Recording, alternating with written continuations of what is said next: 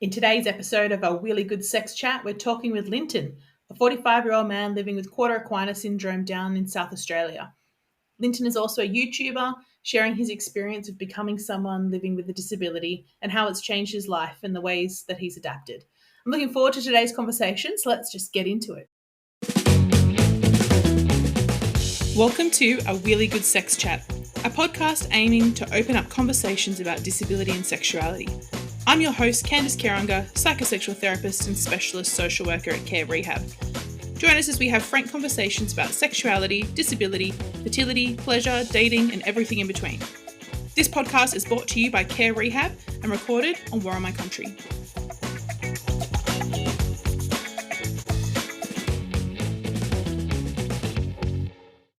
Welcome to today's episode of A Really Good Sex Chat. Today we're talking with Lynton, who is down in South Australia. A very warm welcome to you today on our podcast. Thank you for joining us. Thanks for having me. Really appreciate it. We've been matched. We've had a mutual friend say you guys should have a chat. And so we don't really know each other, which is a kind of nice way to go into a podcast because I feel like I'll get to learn things at the same time. So for all of us, including me, can you maybe just introduce yourself? And before we started recording, you said you've been thinking a lot about this stuff lately. So I'm very curious to hear what you've been thinking about. Yeah, it has. It's been a period of reflection for me. I mean, I'm sort of someone that reflects on things a lot anyway. But I guess I've been like verbalizing it and making sense of it a bit more recently. 45-year-old man, born with a congenital spinal deformity that was, remedied in part when I was about 5 years old. Was told that, my spine would not grow very well without any sort of intervention. So they went in and fused basically all of my lumbar spine when I was 5 or so. Would they do that these days? Who knows? They did the best that they could with the information they had at the time, which has ended up being a bit of a pain point for my mum and my parents, who were sort of like, did we do the right thing? I understand that weighs heavy for them, but for me, I'm like, look, you did the best that you could. What are you going to do? The information you had at the time. Exactly. Yeah. And look, that intervention did give me 40-ish, 30-ish years of able-bodiedness. I lived a very active childhood and adolescence with martial arts, skating, and all sorts of stuff that I probably shouldn't have been doing. But basically what happened was they left one sort of sound disc at the base of my lumbar spine, and it's like having a car with, just one shock absorber, so over the years doing all this stuff made it wear out. And then when I was in my 30s, all I did was move house and lift some heavy boxes. Woke up the next day, one of my legs didn't work anymore. Got rushed in for an emergency spinal fusion, which went pretty well and restored a lot of my function, but it did sort of start a cascade of symptoms that would sort of later come on. So at that point, once my recovery was done and I'd done rehab and all that sort of stuff, I started using a walking stick to get around. And yeah, that's when it all started to change for me. And it took probably 5 to 10 years after that before, I would sort of find myself using a wheelchair and going about the world in different ways and thinking about things in very different ways. Yeah, right. Do you technically have a quarter equina diagnosis or a... Yeah, quarter equina or quarter equina. Yeah, absolutely. That's basically a good way to have a summary of my injury. It's a bit more complicated than that and a bit more nuanced than that, but basically it's quarter equina sort of symptoms. But I also have a few other funky things going on. I should have brought a picture of my scan along to show you. Love that. It's a bizarre thing. My diagnosis was sort of like, we don't know what's going to happen and we don't know how long it's going to take, And the surgeon, he was sort of like, look, there's no interventions we can do because anything that we can do is likely going to make it worse and more permanent. And his diagnosis was pretty much like, you'll need a wheelchair at some point, I think probably by the time you're my age, and he was like 60, so bit ahead of the curve there.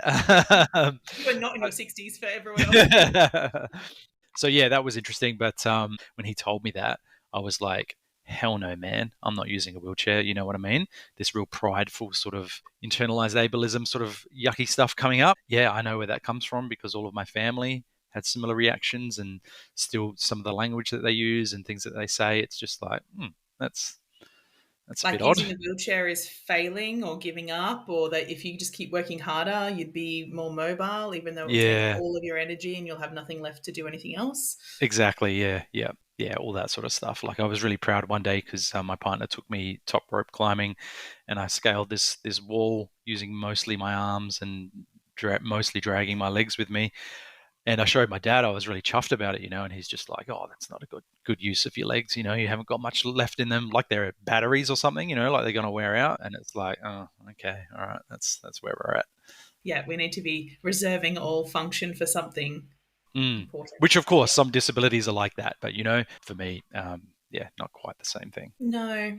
And your early childhood, was that spina bifida or something else going on?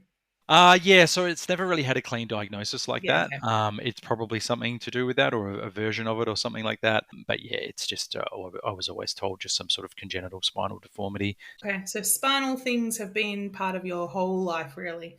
Yeah, Um, exactly. Yeah. yeah, okay. I'm going to talk more about your kind of reflections and embracing of the chair and hmm what kind of led to that.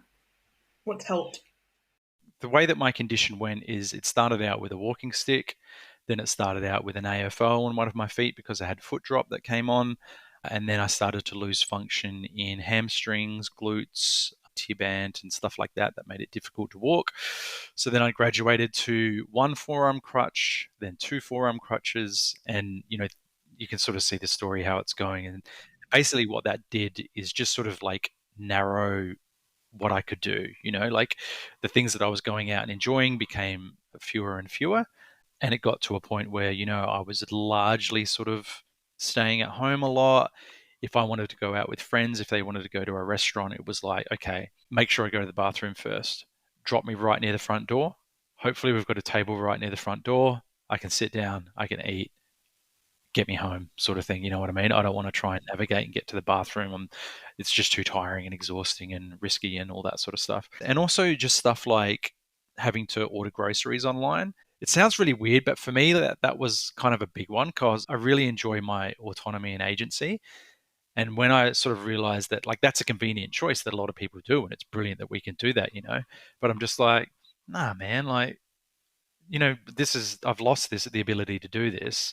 So that was a big part of wanting to explore the option of a wheelchair. And it was just through a conversation with an OT once where they were just like, I see how you're getting through the world here. Like, have you ever thought about using a wheelchair? And at that point, I was like, all right, let's give it a go. He's like, yep, we'll just go to a supplier. You can get in one, try it out and see how you feel. So I did a bunch of research and sort of decided that my upper body works fairly well. So I wanted like an active wheelchair that was, nice and minimal. Low And back. yeah, so we went to a supplier here in Adelaide, and he's like, "All right, we'll get one down that's the approximate fit for you. Go out into the car park, go for a blast, and see how you feel." I think it was like a minute, and I was just like, "What the fuck have I been doing?" Uh, Yeah, I don't know if it's okay to swear or not, it's fine. Yeah. but I was just like, "What am I doing? Like, why did I view this as this like?" Yeah, some impediment or some like terrible thing. Like, and as soon as I tried it out, I was just like, this is going to change everything. Like the effort to get around on surfaces that pretty smooth and everything was pretty much became nothing. Obviously hills and curbs and all that stuff are a bit challenging, but as soon as I tried it out, I was like, yeah, I'm hyped for this now. Let's make it happen. And then took a while for it to arrive. And I'm not even like a big shopper. Like I've never enjoyed going out and shopping, malls and places where there's lots of people. But the day I got it, I went to like Rundle Mall here and was just like there for hours, just blasting around, going to It different was shops, easy. seeing where I could go, Mm. finding all the accessible bathrooms. I hadn't been there in a few years because the way my condition went. Yeah, just brilliant. Mm. I have Mm. this conversation a lot in both my rehab social worker role and as a sexologist of embracing mobility aids as a way to facilitate independence, which for some I think there's like a wall or an emotional block or a family ingrained attitude around ableism and being on your feet as the only way to mobilize, and anything other than that is failure. And then when people do trial a mobility device, whether it's a power chair for community access or a manual wheelchair, and it's like the new lease on life. And I'm working with people who are just like, hallelujah, I can get out and do stuff. And their families are sort of still saying, but this is giving up or this isn't trying hard enough. And so tell me, have you had similar kind of conversations with people in your network? For sure, yeah. Soon after getting the wheelchair, when I started to feel comfortable going out in it, and just felt competent using it and whatnot, I started posting some new pictures on social media and stuff like that of me using it. I remember talking to my mum about it, and she was just like, I don't like seeing that. It makes me sad. I'm like, okay, let's get into that a bit, you know. So I sort of explained to her and my family that this is a beautiful thing for me and it's helping me do things that I just can't do otherwise. Like, so why be sad about it? You know, it's a tool, it's something that's letting me live my life and get back into places that I couldn't engage with anymore. And it wasn't until I drove down to visit them all and they saw my routine of getting my wheelchair out of the car, getting into it, and then just, you know, blasting around and stuff like that, that they were like, oh, this is heaps good. You know, like, yeah, it really took that for them to see me manage it and how easy I found it for it to sort of click. You know, some old language and stuff like that that they have still comes out from time to time, and that's probably them, and it's probably not going anywhere, and that's fine. But it did take them to sort of see that, and yeah, now they have no issue with it. It's interesting that whole managing the grief of the parents and managing Yeah. the hopes and dreams of the extended family for someone else's life, Mm. and then their interpretation of what's going on impacting on them. It's we're part of systems, we're part of family units, and Hmm. all of the people that contribute to that have their own emotions and needs and beliefs. And aside from kind of having the independence to, you know, the lived experience of saying, yes, this works, this is good for me, how do you actually navigate some of those relationships? And do you have any tips for people that are trying to, I guess, create some boundaries, or at least try and say, this is what is actually best for me, despite what all the pressures are from everyone else? Yeah, it's a good question. I guess, like, despite those conversations with my family and whatnot, like, it's been a pretty smooth run for me. My recommendation would just be to have the conversations, you know, because for me, you know, that point in time where my mum did say that, I was like, oh, well, this is no good. You know, like, I don't want her thinking about shame or pity or any of this sort of stuff when I'm like having a great time, you know, like, and this is like doors opening for me. So yeah, it was just important to have that conversation with her and make her realize that this was a good thing. And yeah, it did take her to physically see me use it before she could sort of make her peace with that. I think just having the conversation with people and making them understand. And there's a lot of cultural stuff there, I think, especially in the older generation, about, you know, pride and ableism and all that sort of stuff that makes it a difficult thing to confront and maybe process and shift. But it's also just like media and, you know, movies, TV shows, everything that we consume, either, you know, there's poor representations of disability or no representations of disability, which is mostly the case. So yeah, I think just have the conversation with people, and yeah, maybe even practically let them experience, go out with them, you know, Hey, yeah. go to the shops. You know, you won't get as tired as they will probably while they're walking around, so Yeah. that's good. You're like, I can shop longer. What's wrong with you? Yeah. You want to put that on my lap, your hamster? No worries. Put it on the back of my chair. It's all good. My colleague, she's just finished her PhD, kind of looking at the way that people with disability and spinal cord injury in particular are portrayed in the media as either superheroes or suffering, and this like narrative of just, I'm just kind of living my life and going to work and Yeah. doing normal inverted commas stuff, and it's neither suffering nor superhero kind of Yeah. life. Yeah. Navigating all of that is a big part of an acquired disability. For sure. Let's talk about sense of self. Did you notice any kind of change or the relationship with yourself as your mobility was declining? Because I'm just curious what was happening psychologically along the same time as some of the physical changes.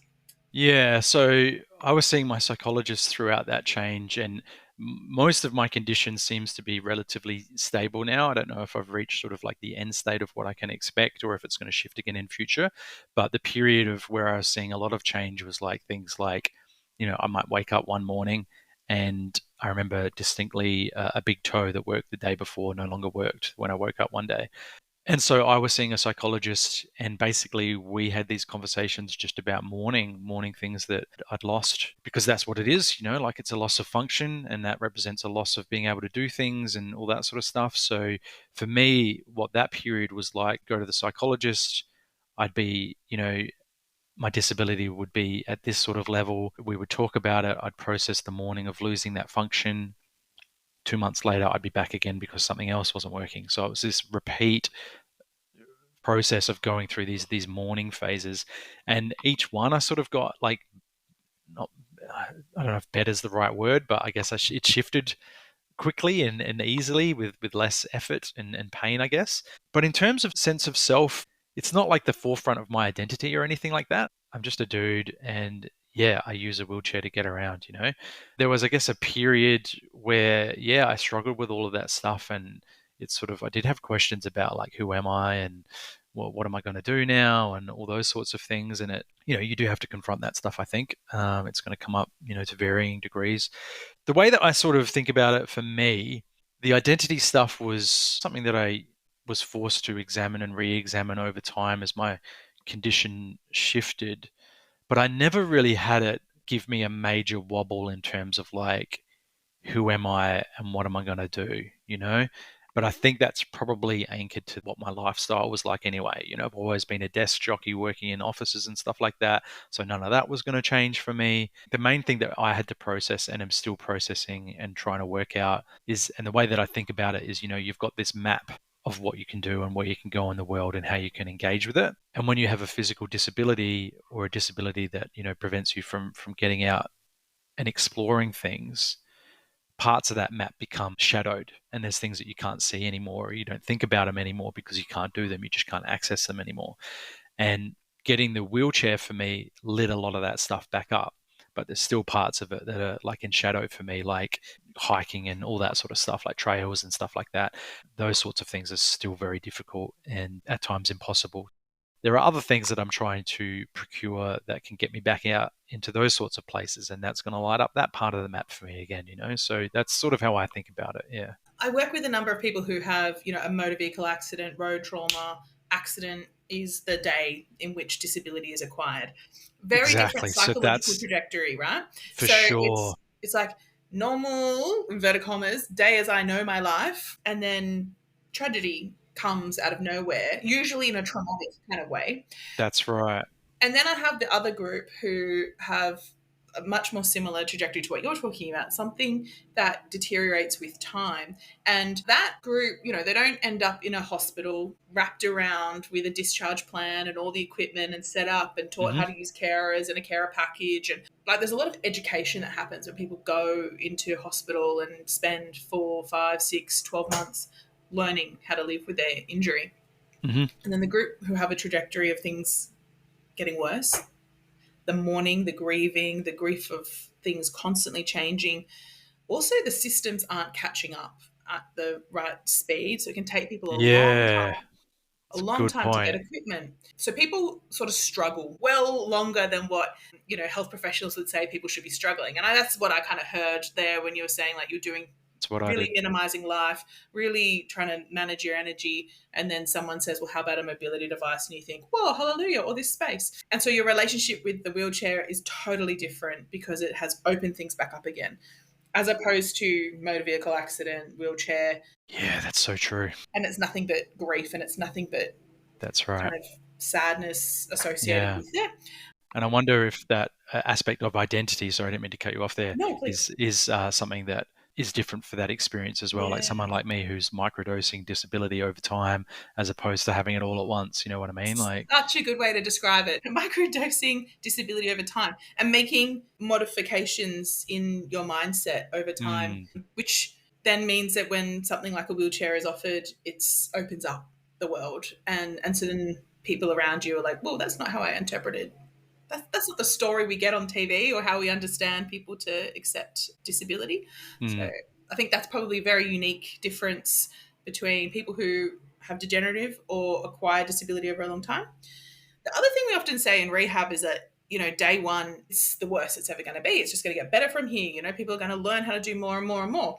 And you're kind of talking about, well, is it? Are we getting better? Or is this as good as it's going to get? Or like mm. there's a bit more, with less certainty, I think. So, how have you worked with ambiguity and just the nature of not really knowing? What tips do you have for kind of keeping the eyes on the horizon when you're not really quite sure where the path is headed? Yeah, it's tricky because there are things that you can do to try and mitigate the uncertainty, but then there's the trap of being in a place where you're processing all of this stuff that you don't want to do that. You know what I mean? You've got to mourn, you've got to feel sad about it, and you've got to have all these sorts of feelings and process it and change of identity and all those sorts of things. When you're doing all that, you're not really going to think, I should get into the gym and strengthen my upper body to protect that against future wear and tear in a wheelchair. You know what I mean? So that's really hard. But I think for me, I guess I'm pretty practically minded with that sort of thing. And for me, it came down to, okay, what do I do to make sure that the things that work are going to keep working as well as they can? So things like diet and just general well-being and going to a gym and strengthening my upper body become important for me. Like I'm not a gym monster or anything like that. I go twice a week for an hour at a time, you know what I mean? But that's been enough, I think, to give me a little bit of insulation in my upper body to hopefully see it out with the different ways that I'm using it these days. But I think that even if you're not, like a big gym fanatic or anything like that, having a thing like that to anchor it all to is useful, as well as obviously, you're going to get the benefits of exercise anyway that go along with it, which can be very, very helpful for mental health and all that sort of stuff. You're getting a gold star here for health promotion. So when I worked on the wards, we'd always be talking about, we need to improve health literacy so people can self-manage and health promotion and make the right choices. So really, then I'm giving you gold stars here for adopting all of the things that we often will talk about in terms of, aging well with spinal cord injury. Your shoulders are going to need to be well looked after. Your skin needs to be well looked after.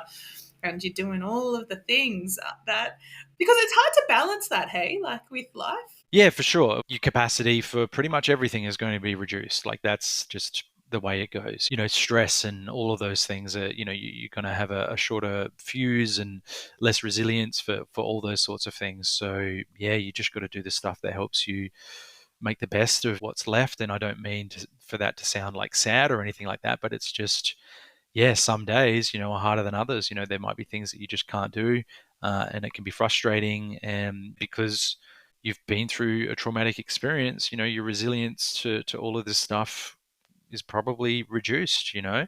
Help yourself, be nice to yourself, and do all the things that are going to make you be able to live your life to its fullest, hopefully for the rest of your life. That's how I sort of think about it, and that's what I want to do. And I think, like, for me, there's something there which maybe was always there, but this has really shown a light on it for me, was just independence and autonomy and agency. Like, oftentimes when I have conversations with like OTs or NDIS and stuff like that, and they're like, what about a carer? And I'm like, no, thank you. I don't want that. Yeah, why don't you get someone to cook for you? I'm like, no, I can cook. It's fine. So all those sorts of things come to light a bit. But at the same time, if you have someone to clean your bathroom floors, I do have that. I do have that. Okay, good. Yeah. This is like my go-to. I'm like, why blow your shoulders mopping Hell the floor? yes, I agree. Yep. So look, there's some things for sure, like gardening. Yeah. You have to pick your battles, right? And I can still 100%. cook, and I enjoy it, so that's what I do, and I don't think it's wrecking me or anything like that. But gardening and cleaning the house, for sure, I have people for that. Yeah, 100% pick the battles, and really, where do you want to spend your energy? I mean, I've got Exactly. people over the time who are like, well, I changed all the sheets of my bed and I mopped all my floors and I cleaned the bathroom, and now I'm spent and I can't go get the kids from school and I can't, go to that concert that I wanted to go to. And it's like, was that really how you plan to spend your life, cleaning bathroom floors? Does that make you feel more independent? They're like, no. Exactly. Give the Outsource things away. it. Outsource that. To Yeah. sound like Marie Kondo, if it doesn't bring you joy, get rid of it. Exactly. Yeah. Yeah. So tell me, let's change it up. What do you do with yourself throughout the week, throughout the month, throughout the year? What kind of brings you joy? For me, I really like spending time with partners and going to different restaurants and bars and all that sort of stuff. A bit of a nerdy dude, so I like a lot of like TV shows and movies and stuff like that. I'm in a movie club with some friends and a little bit of gaming and things like that. Over summer, actually, something that became a bit of a project was with a partner who loves going to the beach. I was trying to re-engage with beaches a lot. And so beaches, my worst enemy. Anyone that uses wheels, terrible, just a bad time. I think in the eastern states, you guys have got those cool like rock beach pool things. Yeah. Oh my God. Yeah, and we've got like the mats on the sand now. We don't have the rock pools or the ocean pools here in Adelaide, but yeah, there's a couple of beaches that put out the mats and stuff, but it still represents some problems. And on one particular occasion, the sand was very boggy, and you probably shouldn't be doing this anyway, with a wheelchair. It's just a terrible idea. And I injured myself, so that just smashed me for like the next couple of months, and I'm still dealing with it. So yeah. again, picking your battles. Yeah, yeah, But yeah, just trying to get out and enjoy the world and nature and all those things. I did something a while ago. I don't know if you're familiar, but you can get these things called mountain trikes. It's like basically a electric, yeah, three-wheeled wheelchair. And I did a like some team lead work for a council that was trialing those for access to nature and stuff like that. So I was going out a few times to give people instruction on how to use them and stuff like that. And I think that was one of the first moments where, like, when I got out into nature and we're cruising around paths in beautiful places with other people, who perhaps were newly injured or, had also given up on that sort of stuff, I was like, oh, okay, so this makes me happy. This is doing something and filling me up. And I do like being outside and doing this stuff. And that was one of those spotlight moments that I was talking about before. That was a thing where I was like, I stopped thinking about it because I couldn't do it anymore. And then it wasn't until I had the opportunity to get another piece of adaptive equipment or try another piece of adaptive equipment that I was like, oh, I can do this. It's awesome. It's fun. I'm out in nature. I'm getting some sun and it makes me happier. Like, yeah, why wouldn't you? yeah. So, yeah. And this is our plug for all of our recreational therapy colleagues. Really, there's so many ways to do things. There's so much adaptive surfing. There's had the Awesome. big competition was just here last weekend. So we're just a bit further north in Byron. You kind of see people thinking, well, surfing's over. No, it's not. If you want to get back to it, it can happen. If you want to get back to the bush, it can happen. It just looks different. Yeah. So I've noticed you said partners with a plural, and I'm just going to ask it straight out. Polyamorous? Yes. Yeah. Yeah, cool. Can we talk Yeah. a little bit about that? Because I think one of the things I always say to rehab clinicians is don't assume everyone's heteronormative and don't have that heteronormative lens, which is that everyone's monogamous and straight. And so Mm. let's chat about polyamory and what that's been like for you, your journey. Yeah, sure. So I've been married a few times. They were monogamous relationships for the most part. It didn't really work for me or my partners at the time, I don't think. Got married very young, and they were usually like pretty long relationships. Met my now ex-wife back in 2016. We'd both come through, monogamous relationships or relationships that we felt didn't really work for us, and we were both sort of people that had an open mind. And I'd always sort of felt that I'd never found a partner that I could really be myself with sexually and all those sorts of things. I felt like I couldn't really express myself in exactly the ways that I wanted to. So I'd always struggled with that. And yeah, we had a conversation early on that, maybe non-monogamy might be something that we could do at some point. So we started a monogamous relationship. And after about 4 years, we were like, all right, let's do this thing. Yeah, it was bloody hard to start with, especially. Like I said before, 45-year-old bloke, a lot of conditioning there, monogamous sort of stuff that I still struggle with, from time to time. Yeah, it meant a lot of unpacking about that. But much like my process with my disability, I have sort of enjoyed that it's something that shines a light on something to work on. And I like that. And I like getting in the trenches and pulling it apart and therapy and all that sort of stuff to try and work out what it is and where it comes from and being aware of it, being mindful and all those sorts of things. So, yeah, basically we started dating other people and I tended to find a new partner. And then that became like this big thing. And I really only sort of had capacity for that other person besides my wife. My wife at the time was a bit different. She liked to have a few different lighter sort of connections going on at the time, but she moved interstate for a job opportunity a few years ago. And that was sort of something that we struggled with. I had all my supports and everything here in Adelaide and didn't really want to move and had a job that anchored me here at the time and those sorts of things. So that, and for obviously other reasons as well, we decided to end that relationship. But yeah, I sort of went through that process of that relationship ending with other partners. And yeah, now I'm in a process of like not having a nesting partner anymore and trying to work out what I sort of need and want and all those sorts of things. Yeah. So people who are exploring ethical non-monogamy for the first time, what's your advice with hindsight? Books, therapy, what's your... Yeah, books are good for sure. Early on, it would have been The Ethical Slut that I had a read of, and therapy I found really useful just to go to and be like, I'm a really jealous person. I didn't know that about myself, and trying to get to the bottom of why and examine why you're comparing yourself to other people and all these things that you do on autopilot. And I think monogamy for a lot of people, and this isn't me being critical of monogamy, absolutely it works for a lot of people, but I think monogamy makes it a little bit easy to hide from some things that you've got inside, like with jealousy and envy and all those sorts of things. You can be like, oh, I don't have to work on this because I've just got the one partner and we're faithful to each other. And it's easy. You know what I mean? Some of my polyamorous colleagues and friends have said, the capacity to love is not the issue. There's money and time, and they are finite Yeah, resources. yeah. So tell me more about like the balance of that lifestyle with also your health needs as well. Do you have some reflections on? Yeah, I think like I probably have a bit of a problem with like wanting to go too hard all in with a partner, and historically anyway, I like a lot of enmeshment and overlap and all that sort of stuff. But I guess I'm thinking about it a little bit in a different way now, in that like my nesting partner is kind of my disability, you know what I mean? Like it's always there. I'm always Yeah, carrying it around with me. And it is something that I need to think about, and I need to plan rest and rest aggressively when I need it, and not feel bad about it and all those sorts of things. I'm still working through that. And I think like when you're 45, no kids, living by yourself, I think that puts you in a bit of a minority, in a sense that a lot of people my age do have kids, and that's like a whole thing of logistics to consider. Like one of my partners I can only see every fortnight because she has the kids every other week, so there's stuff like that.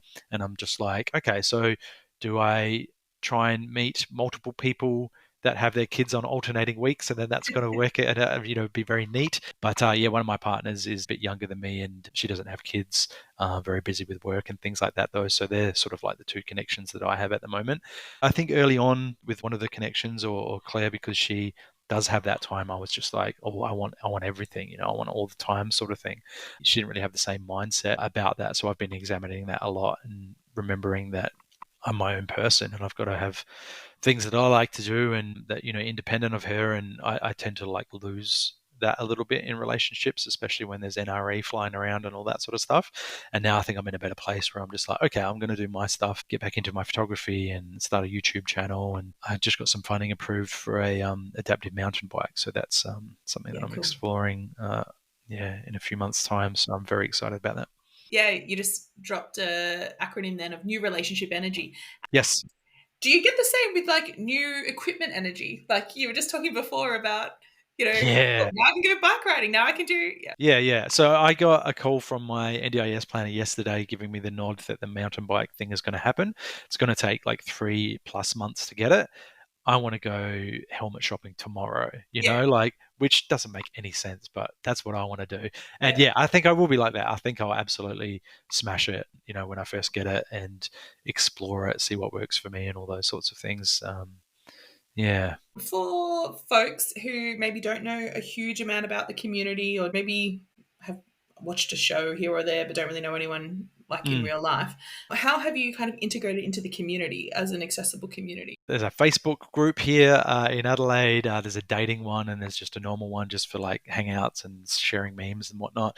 So I guess I've engaged with that, and over time, that has led to connections with people that are in that group or not. We have sort of like group hangs sometimes where one of my partners or both of my partners might be there, and their partners might be there. Kitchen table polyamory, hey? That's what you're Yeah, aiming for. exactly. Yeah, that's Okay. right. That's the Okay. that's the goal. And yeah, it's kind of nice just to have that community of people that are like-minded and just get it. You don't have to explain things and give them all the context before you have a conversation about something unrelated. So yeah, that's nice to have that. And yeah, just over the years of dating and meeting people, I still have people that I chat to periodically where maybe it didn't work out with us or whatever, but we're still friends and they're still polyamorous, non-monogamous, and different people that I've crossed paths with who have different ways of doing things. Yeah, I find it very fascinating to mine that stuff about how people date, why they date, what they want, what works for them, what doesn't work for them, all that sort of stuff. I just find endlessly fascinating. So it's nice that I get to constantly mine that. Yeah. Mm, I mean, I do it on the clinical side, particularly after, I think the biggest part of our population that we're working with at the moment is after the brain injury, wanting to find a partner again, right? Wanting to date mm, again. mm. And then the social skills that are required to date are so complex. Yep. What tips have you got for those that are getting back into dating after an injury? Okay, that's a good one, to look through the lens of it that way. Communication, which goes hand in hand with non-monogamy, of course, is a massive one, and I've probably had to step up my game in a big way with communication and feeling comfortable calling people out when they're not communicating things as clearly as you might like or in the way that you need, those sorts of things. Tell me about how you disclose your injury, if that's something that you even do. Yeah, that's a good place to start. I'm a big fan of disclosing it. early on and aggressively so. And the reason that I do that is because as a man, you know, the whole like numbers game with online dating and all that sort of stuff and how it goes, you know, like something that people do, I think, is they try and bend to fit someone that might not be a good fit for them. And they will see something that they like in someone's profile or meet them and they'll be like, oh, I can compromise XYZ to be good for this person or to make it work. But the way that I see it is I disclose my disability, I disclose my non-monogamy on my profile right up front because I want people that aren't cool with that to swipe left on me. Save me the work, save me the effort, save me the conversations. And it means that the people that do match with me are probably pretty close to being people that the tribe that I like, you know, or that's going to work for me. So I think that disclosure is good. And I think ultimately, if you don't disclose and then you have to have a conversation, you know, sort of early on, it's definitely perfectly valid as well, obviously. But for me, I just like to save myself the effort. And if anyone is going to have a problem with my disability, they're not my people anyway. So that's fine. It doesn't mean my dating pool is tiny, but that's okay. Do you feel like it has reduced the dating pool? Oh, massively. Yeah, for sure. Yeah. Little pool, but fish that I get along with. I talk a lot with the folks I'm working with around the difference between attraction and compatibility. And Hmm. what's your kind of thoughts on that when you're dating? Maybe it's a maturity thing or maybe a realization I've had about myself is that I'm definitely sort of identify as a little bit demisexual and need to like and admire and respect someone before there's sexual chemistry. That's important to me. For me, if I identify a trait or something in a person that I deem them makes them incompatible, then I find it tricky to feel attracted to them and want to pursue that. You know what I Mm-hmm. mean? So that's sort of how that works for me. And I think like in all relationships, monog or not, it's a team effort, you know, and there's compromises involved and communication is just, you know, I think the bedrock for all of it. So just get comfortable having those conversations. And for some people, they find that really difficult. Conversations can be very emotive and can bring some stuff up that can be very triggering. And so I would always recommend people work on that stuff, you know, make it easy on yourself to have those conversations because ideally it shouldn't be difficult. I think the people I'm working with are almost going the other way, like, oh, but she's hot, therefore I'll bend myself into a pretzel to meet Man, their need. it's And not it's like, sustainable, right? How not can it be? sustainable. This person is mean to you, or they. Mm. So I've got some rules that I kind of encourage people to use around, how soon one might be giving money, how soon one might be, if someone's not calling back or not texting back. If you're in the early stages of dating someone, the signs that this person is progressing in the right direction, or nah, they need to cut and run. Because I never really want someone to change for me. And if someone wants to do a thing and I don't feel very comfortable about it, I think that that's more, as long as, you know, safety and respect and all that stuff are happening, it's more about me. And I like to sort of examine it that way. I think I've realized when it comes to dating that I like people who are organized and plan. And I like to know that when I part ways with a partner, that I have at least an idea about when I'm going to see them next. One of my partners is the opposite of that. It's very much like a cat. And yeah, I found that super difficult to work around, you know, and I don't want her to change her nature, but by the same token, you know, I feel like we've got to kind of meet in the middle somewhere. And that's sort of what we've done. But yeah, it's tricky. I think all you can really do is communicate those needs that you have and preferences and those sorts of things and see what comes back. And if they're things that cause you a lot of pain and hardship and, you know, you can't really sort of get past it and the other person's not willing to sort of compromise and meet you sort of in the middle somewhere, then yeah, you have to sort of think about your own well-being and if it's really right for you. And it's hard stuff because 90% of that relationship might be amazing, you know, but I think that there are fundamental things in people that can't be changed. I think one of the other areas that maybe is a challenge is going back to your smaller dating pool comment. And so people feel like, oh, well, maybe I need to make it work with this person because the train won't stop at the station again soon. Yeah. What are your ways to go, okay, yep, this person's just not compatible, but I don't have to live in fear of a lack of another partner and then tolerate stuff? Have you got some thoughts on this? I've been there, and in some ways, like I'm still there, I think. And I think what that really is a symptom of not really loving yourself as much as you need to and feeling comfortable in your own company all those sorts of things. Yes. So I have identified that that was definitely a thing for me, with the whole like, meeting a new partner and boom, my spotlight is on them and I want to get enmeshed and dive into it. That really for me, I think was a symptom of not really. And I used to be really good at enjoying my own company and just having a blast with myself, but for some reason that fell by the wayside and it was something that I needed to re-engage with. And I think that that's critical, to find something that makes you feel that you have merit, and a lot of people say purpose, which is a good way of thinking about it.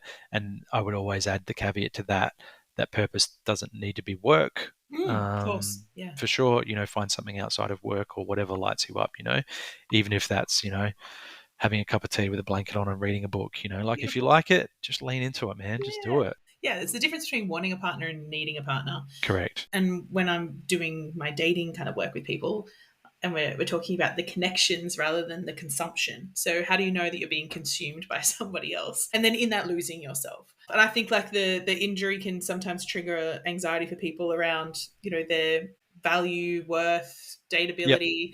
totally. So how have you worked on that? I just sort of have that point of view of like my disability affects how I sort of get through the world. Besides that, I'm reasonably functional in terms of like being able to go out and do things. There's a lot of situations that might not work for me, but sometimes with help or planning, I can kind of get around it. Probably a big thing for me in that space with dating and having a disability is feeling a bit insecure about like being intimate for the first time. Maybe that feeds into the demisexual stuff that I sort of talked about before, and just wanting to sort of shore things up a little bit and feel comfortable with the person, because you're going to have to be vulnerable at some point, and that layer of vulnerability with having a disability, I think, is probably something that's a lot of able-bodied people don't have to ever go there. Of course, getting naked and being intimate with someone is always an exercise in vulnerability, but when you've got to do it in a way where your body doesn't work the same as other people, that's a whole deeper trench to get into. So I find that challenging. Thankfully, by being, I guess, a bit decisive about my dating and the way that I date and disclosing early, and like I said, meeting people that feel like probably in the same tribe as them makes it a lot easier. My body has a few quirks. I tend to sort of talk about those before it comes up in the moment. And So you're talking about it with your clothes on and when you're not about to? both, really, yeah. Sometimes I've disclosed stuff before I've been intimate with people, and then afterwards they've been like, I probably wouldn't say that because you didn't need to. I think it's easy to talk about it up front and just avoid any surprises and stuff like that. What kind of things are you talking about? One of the symptoms that I have is something called clonus, which is like leg tremors. And that happens when I put my body in strange positions, which of course is what you do when you have sex. So I didn't want anyone to ever think that if they were like laying on a limb of mine and I started having a tremor, that that was something that they were doing and they needed to stop what they were doing, because it's not painful or anything. It's just a thing that happens. So yeah, I like to warn people about that sort of stuff beforehand and just be like, oh, heads up, if, one of my legs gets the shakes or whatever, it's fine. I'm fine. Yeah. I think like the spasticity and spinal cord injury, the tremors, and the more people understand sexual functioning, it's like we need muscles to contract. That's kind of what happens. So this is part of it. Spasticity kicking off is part of sexual functioning and spinal cord injury. And if anything, it's like a sign of arousal and you're having a good time. Like it's Yeah. like rework it a bit. The higher the level of injury, the more spasticity, and just kind of embracing the fact that this is the signs that the body is contracting and aroused, and if anything, probably how like you look for visual cues of arousal, and it's probably a uniquely spinal cord injury thing.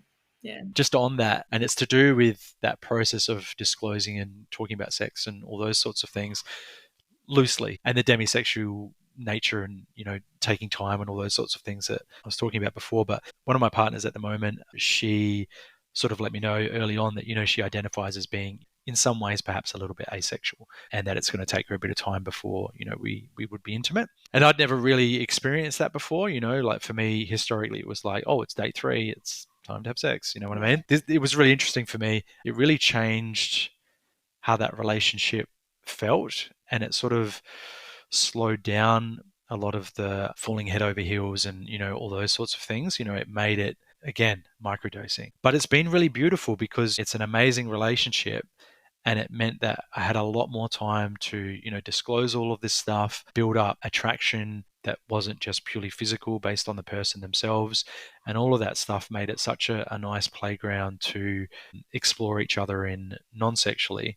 And then, when she was comfortable to be intimate, it was just so easy, like it was just easy and beautiful. And yeah, ever since then, it's been really comfortable and amazing. That was a real lesson for me, I think, just to don't feel rushed as well, like take some time. I did that based on her schedule really, but I thought it was a beautiful thing, and I've You've learned a lot learned from from it. that. Yeah. The special source of intimacy, hey, like emotional and intellectual, and just really knowing somebody, safety and trust. Yeah. Kind of talk a lot about the need for safety and trust, particularly in the first few years after an injury, as someone's getting to know their body and build some trust with their own body. Exactly, yeah. If it is something that's a bit spiky for you, then yeah, maybe that's a conversation to have. Just be like, look, I'm not going to just jump into bed straight away. Like, this is something I've got to work up to. Her communication and messaging around that early on was great. I was just like, okay, I know what to expect. She was pretty much like, it's going to be 6 months, and it was pretty much 6 months to the day as well, which is kind of There interesting. you go. Yeah, Yeah. Expectation setting is honest. It's like goes back we talk about the whole way through. This has just been around communication and communicating needs, communicating desires, communicating expectations around communication. A lot of it does come back to how it is that we talk with the people that we're with. Is there anything that we haven't talked about already that you've been ruminating about? I think there's a few things that I guess I've been playing with as things that I wanted to talk about on my YouTube channel. And language is something that I've been thinking about, and the way that people talk about disability. Another one is help and asking for help. I think a lot of people are scared to talk about disability because they're worried that they're going to stuff it up. And they're like, oh, say the They wrong haven't thing. been taught how to talk about it. So Yeah, yeah, it's exactly. like politics and religion. You don't have a language. You don't know. It's just topics that you don't go near. Yeah. Like one of my mates, we were just chatting online once in like a group chat setting. There were a bunch of us talking, and he sort of talked himself into a corner where he had to finish off the sentence with saying that I was a wheelchair user. That was just the way that the conversation was going, and he sort of stopped. And everyone sort of audibly breathed in and was like, "Oh, what's he gonna say?"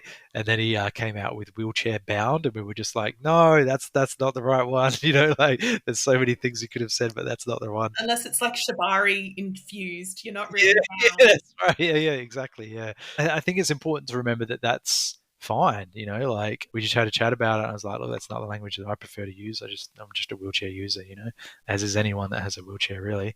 Some people are scared to talk about it because they're worried about the reaction and all those sorts of things. And I think it's important to remember that the vast majority of people out there haven't been through a journey like ours, and they don't have any lived experience of it. And the last thing that you want to do is make them feel like they can't talk about it because some people might have a negative reaction to it, or whatnot. I get it. That stuff can be triggering for sure based on your own journey and experience and all those sorts of things. If anyone says anything that I find offensive or not the right way to talk about it, I'd be like, yeah, we don't say that because of this reason, but yeah, It's let's like get an on. educator. Yeah, that's right. Yeah, I'm trying to be better at that. uh, Talking about it in social settings, and whether it's sex or E&M or disability, like language is so community driven.